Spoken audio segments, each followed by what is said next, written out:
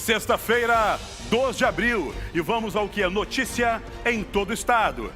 Empresários de todo o país se uniram em um projeto para ajudar a acelerar a aplicação de vacinas contra a Covid-19. Ontem, a ação ganhou um grande reforço, o Ministério da Saúde.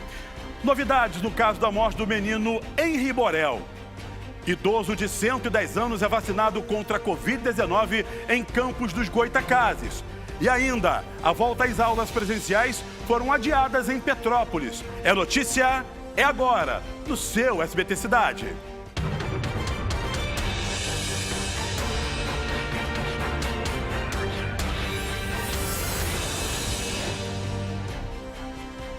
Olá, gente, muito boa noite. Boa sexta-feira da Paixão para todo mundo. Boa noite, Ulisses.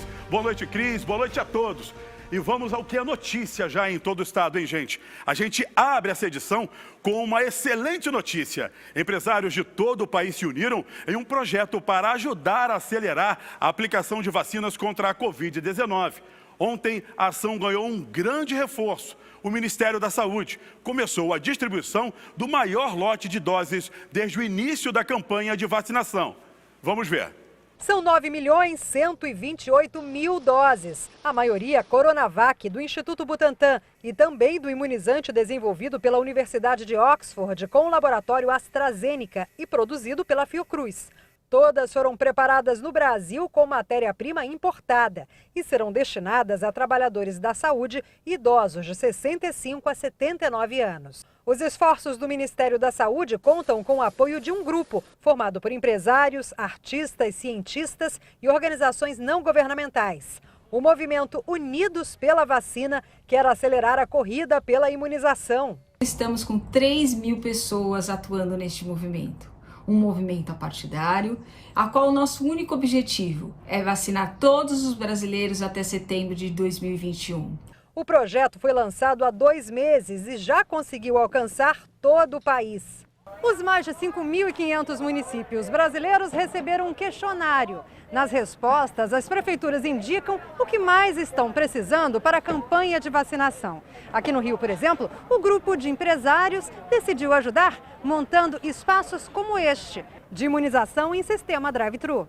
Através desse mapeamento das necessidades, a gente passa para uma segunda fase, que basicamente é aonde buscar as empresas, aqueles parceiros que queiram participar com algum tipo de doação, sejam de produtos ou até de serviços. Tendas montadas com uma mãozinha do Unidos pela Vacina. Alívio para Gilceia, que perdeu 2 cunhados para a Covid. Não tem nem palavra, né? É uma bênção de Deus.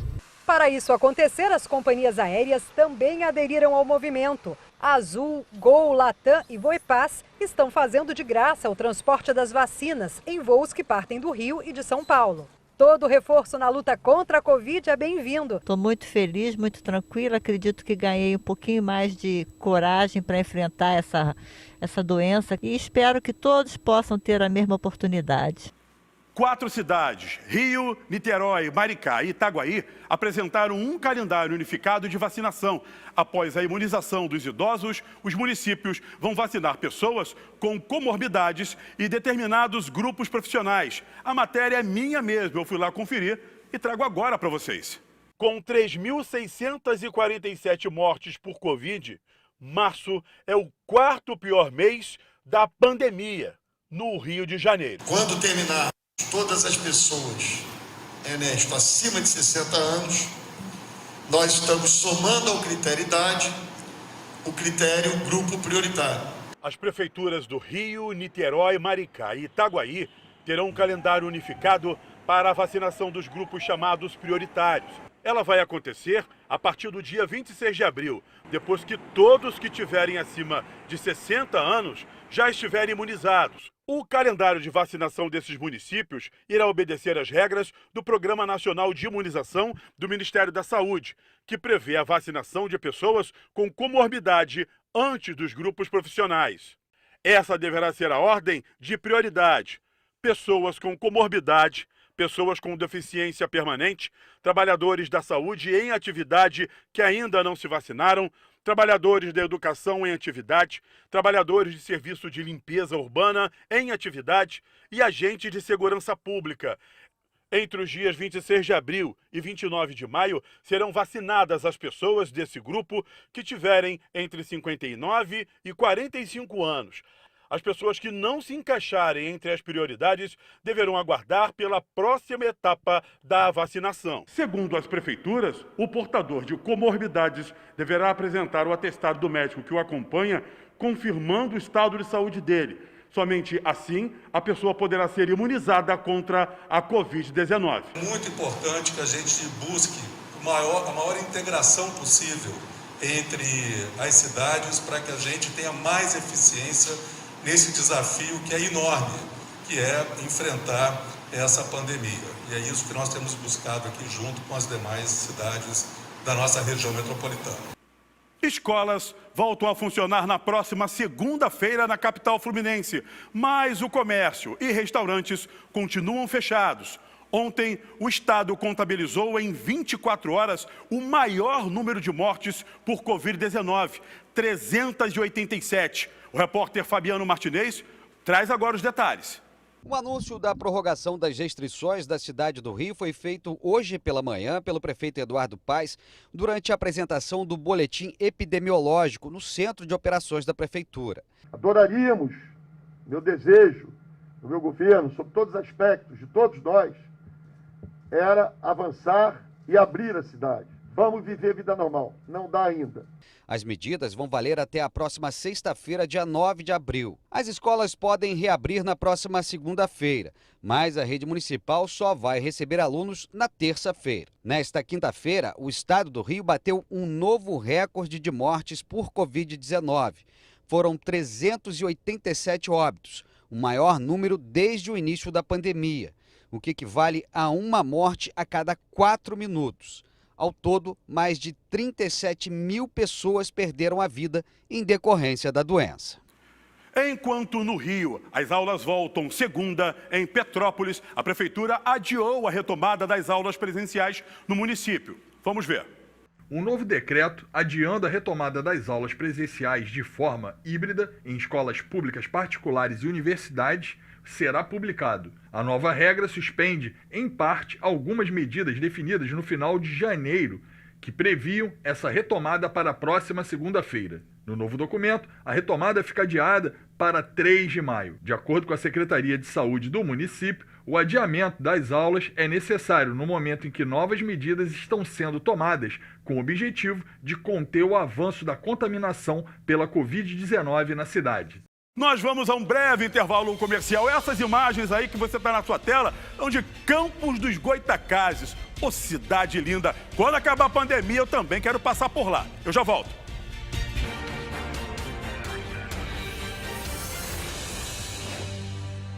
O SBT Cidade está de volta com mais informações, agora falando de polícia. Aconteceu ontem a reconstituição da morte do menino Henri Borel, de 4 anos, no apartamento em que ele morava com a mãe e o padrasto. O casal não participou da reprodução simulada, que pode ajudar a desvendar o que aconteceu com a criança. Vamos ver. Os policiais chegaram ao condomínio no início da tarde na zona oeste do Rio. Um boneco com o mesmo tamanho de Henri Borel, de 4 anos, foi usado na reprodução simulada. Durante todo o tempo em que a polícia esteve no apartamento, as cortinas permaneceram fechadas. Apesar de terem sido intimados a mãe da criança, Monique Medeiros, e o padrasto, Jairo Souza Santos Júnior, o vereador Dr. Jairinho, não participaram da reconstituição, que foi acompanhada pelo Ministério Público. O advogado do casal chegou a solicitar o adiamento da reprodução simulada, mas o pedido não foi aceito. Estão sob medicamentos, isso já foi informado. Ela, inclusive, tem um atestado de 60 dias. Nós já formulamos um pedido, inclusive agora, foi protocolizado na 16ª, que o ato seja novamente realizado, que o delegado, o único pedido, nos avise com 96 horas de antecedência, para que a gente possa trazer o perito, preparar a equipe e organizar o que precisa ser organizado para que tudo ocorra da forma mais transparente possível. O apartamento já passou por 2 perícias. Em uma delas, os agentes encontraram manchas que podem ser de sangue e encaminharam o material para uma nova análise. Até agora, pelo menos 16 testemunhas já foram ouvidas no inquérito sobre a morte de Henri. O menino foi levado ao hospital pela mãe e o padrasto no dia 8 de março, mas já chegou sem vida. O laudo do IML indicou que a causa da morte foi hemorragia interna causada pelo rompimento do fígado decorrente de um impacto forte. O casal acredita que houve um acidente, mas não sabe dizer a causa. O padrasto de Henri também ligou para o governador em exercício Cláudio Castro antes que o caso ganhasse repercussão. Na conversa, os dois falaram sobre a morte do menino. Nesta quinta-feira, o Palácio Guanabara emitiu nota afirmando que no telefonema, Castro limitou-se a dizer que o assunto seria tratado pela delegacia responsável pelo inquérito e encerrou a ligação. Não sei nem se ligou para o governador, mas se tivesse ligado, ele que é uma figura pública, não vejo problema, até porque eles se conhecem, e o que ele está pedindo é que seja tudo feito da maneira mais transparente possível. Essas informações da reprodução simulada também vão ser anexadas ao inquérito. O Ministério Público também está de olho e, olhem, pode ter pedido aí de prisão para os próximos dias. E foi sepultado hoje o corpo do sargento PM executado em Nova Iguaçu, na Baixada Fluminense. O crime foi flagrado por câmeras de segurança. Roda para mim. O corpo do sargento Marco Antônio dos Santos, de 51 anos, foi velado no cemitério de Sulacap, na zona oeste do Rio. Durante a cerimônia, pela manhã, familiares preferiram não falar com a imprensa. O policial militar foi executado a tiros na noite da última quarta-feira numa pizzaria no bairro Miguel Couto, em Nova Iguaçu. Câmeras de segurança flagraram um momento em que 2 homens encapuzados com um fuzil e pistola efetuam vários disparos contra o agente. Ele chegou a ser socorrido, mas não resistiu. O Portal dos Procurados divulgou um cartaz pedindo informações que ajudem na identificação dos assassinos. O caso está sendo investigado pela Delegacia de Homicídios da Baixada Fluminense. Marco Antônio estava há 21 anos na corporação e deixa 2 filhos. Ele foi o 15º policial assassinado no Rio de Janeiro, somente esse ano.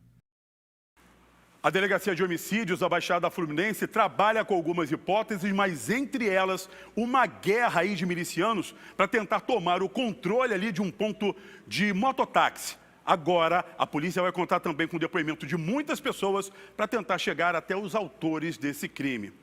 Olha só, gente, um casarão abandonado pegou fogo em Niterói, na região metropolitana. Vamos ver. Um incêndio atingiu o imóvel na manhã de hoje, na rua Antônio Parreira, no bairro Boa Viagem, em Niterói. Os bombeiros foram acionados por volta das 8 horas para conter as chamas que tomaram conta de todo o casarão. Segundo relatos de vizinhos, apesar de ser abandonado há alguns anos, o local servia de moradia para cerca de 20 famílias. Um casal não identificado foi apontado como responsável por iniciar o incêndio, já que, de acordo com testemunhas, estavam alcoolizados no cômodo onde o fogo começou. O homem fugiu quando a polícia chegou e a mulher foi encaminhada para o hospital com queimaduras no braço. Em seguida, ela será ouvida na 76DP. Eu vou falar uma coisa para vocês. As labaredas chamaram a atenção, o pessoal do Corpo de Bombeiros fez um excelente trabalho daquele local e, graças a Deus, não tinha ninguém no local, ninguém ficou ferido. Foi apenas perdas materiais. Agora eu vou a outro breve intervalo comercial com imagens de Macaé, terra de Nelson Caio, Elisa, Kaique e muito mais. Daqui a pouco eu volto com mais SBT Cidade para você.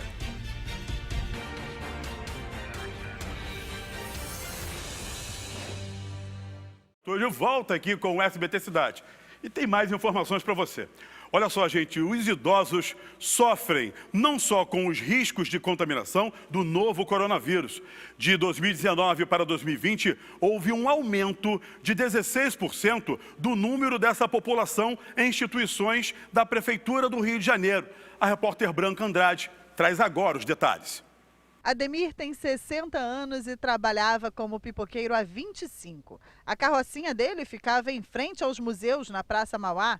Com a pandemia, os clientes sumiram e ele acabou acumulando muitas dívidas. Sozinho e sem dinheiro para pagar o aluguel, desde o dia 12 de dezembro, ele foi morar em um dos abrigos da prefeitura.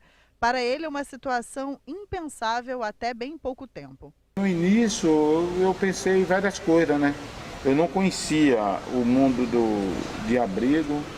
Graças a Deus, eu nunca dormi na rua. O motorista Ricardo Venâncio estava desempregado e enfrentava muitas dificuldades financeiras. Com a suspensão do auxílio emergencial, não teve mais como se manter. Eu não tinha opção, eu cheguei a morar na rua, uma coisa que Eu nunca pensei, né, que acontecesse na minha vida. Eu cheguei a morar na rua 6 dias e uma situação muito difícil. Eu não estava suportando, é complicado demais. De 2019 para 2020, cresceu em 16% o número de idosos que tiveram que procurar por um abrigo. Nesses locais, eles têm um teto, alimentação e ainda são vacinados contra a Covid-19. Segundo a Secretaria de Assistência Social do município, os idosos também recebem tratamento psicológico e ajuda para encontrarem a família. E olha só, gente, em Campos dos Goitacazes segue uma indefinição a respeito da retomada do comércio. Olha só. Em uma semana em que as internações por Covid não pararam de crescer e mais de 50 pessoas estão na fila à espera de um leito de UTI, a pergunta em Campos é: a fase vermelha encerra domingo no município ou será renovada? A decisão só será anunciada na segunda-feira, quando membros do gabinete da crise terão nova reunião. Até lá, o município vai ter posse da atualização e coleta de dados a respeito da pandemia da Covid-19, o que vai facilitar na tomada dessa decisão. Ainda em Campos, foi imunizado o senhor Davino Cordeiro, de 110 anos. Davino já tinha pego o coronavírus e foi um dos mais idosos do estado do Rio a vencerem a doença. Graças a Deus, vamos ver. Davino Cordeiro, de 110 anos, é de Campos dos Goitacazes, no norte fluminense. Ele tinha medo de receber a vacina, mas tomou coragem. Agora, ele já está vacinado. Com mais de um século de vida, Davino Cordeiro virou um exemplo de superação ao receber alta em julho do ano passado, depois de ficar internado por 18 dias na UTI do Centro de Controle e Combate ao Coronavírus em Campos. Os guardas municipais de Campos estão fazendo companhia ao seu Davino no grupo dos imunizados. A prefeitura da cidade vacinou os guardas depois de mortes registradas na corporação devido à doença. Graças a Deus que esse senhorzinho de 110 anos está muito bem. Ó, parabéns pro senhor. Quero ter o prazer de conhecê-lo, ok? E esse foi o seu SBT Cidade desta sexta-feira da paixão. Lembrando que domingo tem que dar ovinho de Páscoa pra criançada. E os alôs que a gente faz sempre aqui no SBT Cidade, ó. Pra Genecília Gomes e a mãe dela, Dona Eva, são de São Fidélis, 50 quilômetros ali de Campos. O Marcos Marcelo, morador de Sulacap, Realengo, lá na zona oeste do Rio. A família Canajará, de Patida Alferes, obrigado pelo carinho. Jacinto Maurício Vicente, de Cabo Frio. Edilson, de Rio das Ostras. O nosso amigo cantor Rafael Caçula, de Maricá. E a galera da TV Alterosa, de BH, sempre ligada com a gente. Fique agora com o SBT Brasil e segunda-feira tem muito mais. Tchau, tchau, gente!